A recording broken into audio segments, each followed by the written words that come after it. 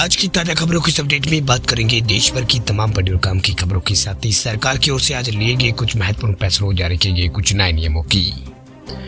तो बुलेटिन की बात करते हैं पहली खबर से। तो एआई पर बड़ा दाव खेलेगी सरकार, 10,000 करोड़ रुपए के एआई मिशन को मिली है मंजूरी। केंद्रीय मंत्रिमंडल ने जो है 10,332 करोड़ रुपए के व्यय के साथ 5 सालों के लिए इंडिया एआई मिशन को मंजूरी दी है।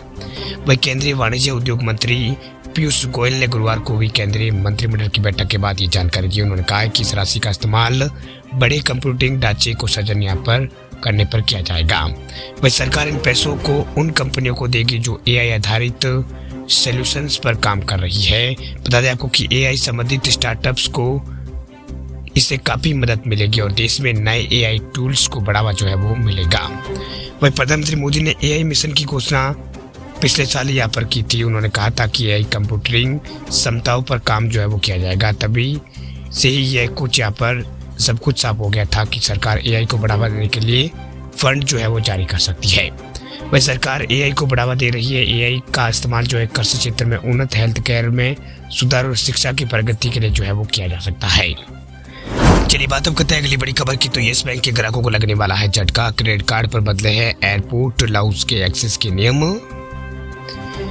ज्यादातर बैंक अपने क्रेडिट कार्ड पर मिलने वाले एयरपोर्ट लाउंज एक्सेस के नियमों में बदलाव करने लगे हैं। येस बैंक के कार्ड धारक को जल्दी जो है घरेलू एयरपोर्ट के लाउंज तक पहुंचने के लिए रिवाइज शर्तें पूरी करनी होगी। वह ये बदलाव सभी येस बैंक क्रेडिट कार्ड पर लागू होगा। ये उस तरह का बदलाव है जो हाल में एचडीएफसी बैंक और आईडीएफसी फर्स्ट बैंक और एसबीआई कार्ड और कुछ अन्य क्रेडिट कार्ड धारकों ने 2023 में देखा था। वही खासकर जब भारत के अंदर हवाई अड्डों के लाउंज तक पहुंच को कम करने की बात कही थी, वही उन्होंने एयरपोर्ट लाउंज एक्सेस के लिए नियमों में बदलाव किया और क्रेडिट कार्ड पर न्यूनतम खर्च के मानदंडों को बढ़ा दिया है। वही 1 अप्रैल से जो है लागू येस बैंक क्रेडिट कार्ड धारक एक कैलेंडर तिमाही में 10,000 रुपये या फिर से अधिक करके कम्प्लीमेंट्री लाउंज का एक्सेस जो है उनको मिलेगा। इसका मतलब यह है कि पिछली तिमाही में किया गया खर्च अगले तिमाही के लिए जो है पहुंच को अनलॉक कर देगा। चलिए बात करते हैं अगली बड़ी खबर की। तो अगली बड़ी खबर है ईवी यानी इलेक्ट्रिक व्हीकल खरीदने वाले लोगों के लिए बड़ी खबर। देखिए एफएएमई सेकंड स्कीम को जो है 31 मार्च के बाद नहीं बढ़ाएगी सरकार। भारी उद्योग मंत्रालय ने बताया कि देश में इलेक्ट्रिक व्हीकल को बढ़ावा देने के लिए एफएमई जो है FAME 2 को जो है इसके ऊपर 10,000 करोड़ रुपए से बढ़ाकर 11,000 करोड़ रुपए कर दिया गया। मंत्रालय के मुताबिक भारत में इलेक्ट्रिक व्हीकल की तरफ से लोगों को आकर्षित करने के लिए ईवी को बढ़ावा देने के लिए सरकार जो है भारत में इलेक्ट्रिक व्हीकल अपनाने के मैन्युफैक्चरिंग फेम योजना का दूसरा चरण सीमित फंड और अवधि का अवकाश। ऐसा बताया जा रहा है कि ये योजना जो है सीमित कोष की अवधि है, यानी इस योजना को 31 मार्च 2024 तक यहाँ पर रखा गया है। आगे इसको यहाँ पर नहीं बढ़ाया जाएगा। वही कई कंपनियों के पास तैयार इलेक्ट्रिक व्हीकल से गोदाम यहाँ पर जो है वो भारी पड़ा है। ऐसे में 31 मार्च तक उनकी सेल्स नहीं होती है तो उन्हें नुकसान उठाना पड़ेगा। 20 फरवरी को MHI की बैठक में हीरो मोटरकॉर्प, एथर एनर्जी और Bajaj auto, TVS motor company जो है, ओला इलेक्ट्रिक और महिंद्रा एंड महिंद्रा प्रमुख कंपनियों ने जो है सरकारी अधिकारियों को अपनी चिंता जो है बताई। सूत्रों ने बताया कि साफ है कि जो फेम सेकंड जो है इस योजना को फिलहाल जो है वो आगे नहीं बढ़ाया जाएगा। फेम 2 योजना क्या है तो बता दें आपको कि इसमें डिस्काउंट ऑफर सरकार जो है इलेक्ट्रिक व्हीकल पे करती है। उदाहरण के तौर पर बेंगलुरु स्थित बाउंस इन्फिनिटी या फिर ओला इलेक्ट्रिक ने पिछले 2 हफ्तों में अपने प्रोडक्ट की कीमतों में 24,000 25,000 रुपये की कटौती की है।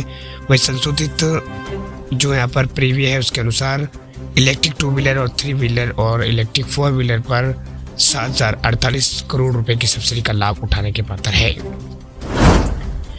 चलिए बात अब करते हैं अगली बड़ी खबर की। तो अगली बड़ी खबर है ग्रेजुटी को लेकर बड़ी खबर। देखिए ग्रेजुटी पर मोदी सरकार का बड़ा ऐलान। ग्रेजुटी पर जो है मोदी सरकार ने बड़ा फैसला किया है। दरअसल अब 25 लाख तक का कोई भी जो है वो आपको टैक्स नहीं देना पड़ेगा, यानी 25 लाख तक की ग्रेजुटी पर आपको किसी तरह का कोई भी टैक्स जो है वो नहीं देना पड़ेगा।